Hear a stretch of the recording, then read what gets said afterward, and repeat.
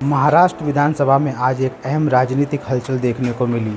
मुख्यमंत्री देवेंद्र फडणवीस और शिवसेना के उद्धव प्रमुख उद्धव ठाकरे के बीच एक बंद कमरे में 20 मिनट तक मुलाकात हुई।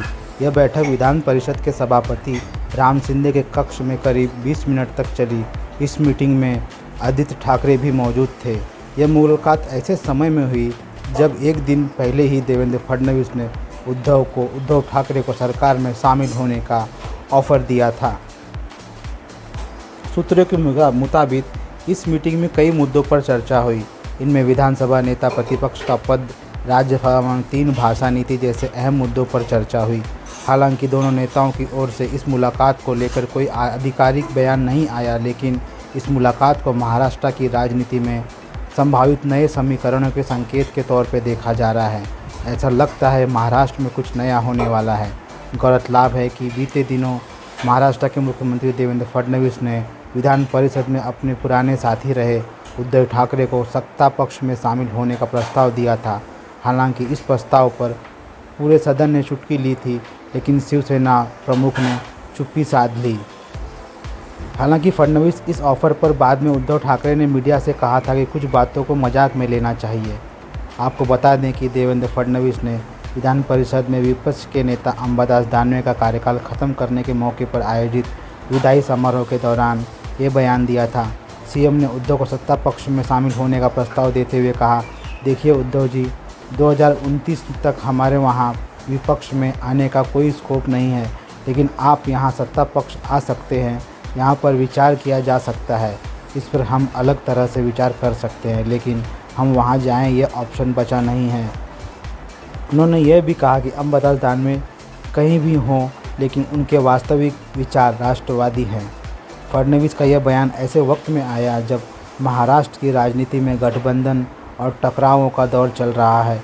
2019 के विधानसभा चुनाव के बाद भाजपा और शिवसेना के बीच मुख्यमंत्री पद को लेकर मतभेद के कारण दरअसल सियासी जानकारों का मानना है कि फडणवीस ने उद्धव को यूं ही नहीं गठबंधन में शामिल होने के लिए नहीं दिया।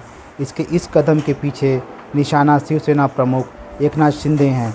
वो इसके जरिए न सिर्फ उद्धव को वापस एनडीए का हिस्सा बनाना चाहते हैं, बल्कि शिंदे पर दबाव भी बनाना चाहते हैं। साल 2022 में एकनाथ शिंदे ने शिवसेना को तोड़कर 2 भागों में बांट दिया था, जिससे उद्धव को तगड़ा झटका लगा। उद्धव महाविकास आघाड़ी के साथ रहे, जबकि एकनाथ शिंदे कई विधायकों के साथ एनडीए के पाले में आ गए और मुख्यमंत्री बन गए। इसके बाद पिछले साल हुए विधानसभा चुनाव तक एकनाथ शिंदे और फडणवीस के बीच सब कुछ ठीक था, लेकिन जब चुनाव के बाद बीजेपी ने शिंदे की जगह वापस फडणवीस को मुख्यमंत्री बनाने का फैसला किया, तो वहीं से शिंदे के नाराज़ होने की खबर सामने आने लगी। मुख्यमंत्री चुने जाने के समय ही शिंदे मुंबई छोड़कर अपने गांव चले गए, जिससे सवाल उठने लगा कि क्या वह नाराज़ हैं। हालांकि काफ़ी कोशिशों के बाद शिंदे महाराष्ट्र की एनडीए सरकार में डिप्टी सीएम बनने पर राजी हुए, जिससे फडणवीस मुख्यमंत्री बन सके। महाराष्ट्र में एनडीए सरकार को बने हुए अभी ज़्यादा समय नहीं हुआ है, लेकिन एकनाथ शिंदे की फडणवीस से नाराज़गी की बातें कई बार सामने आ चुकी हैं। फडणवीस ने फरवरी महीने में शिंदे के कार्यकाल में पारित हुए जालना जिले के खारपुंडी के 900 करोड़ रुपए के प्रोजेक्ट की जांच के आदेश दे दिए थे।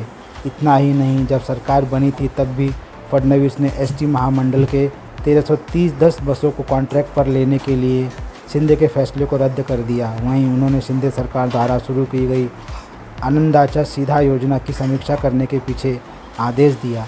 माना जाता है कि इन वजहों से शिंदे और फडणवीस के बीच तल्खी बढ़ गई और यह समय समय पर दिखाई भी देती है। हालांकि इस पूरे विवाद पर फडणवीस ने कभी खुलकर शिंदे के खिलाफ कुछ नहीं कहा और चुप्पी भी बनाए रखी। वहीं दूसरी ओर जब तक उद्धव ठाकरे और बीजेपी एक साथ थे, तब तक फडणवीस और ठाकरे के बीच ऐसी बड़ी तल्खी नहीं देखी गई।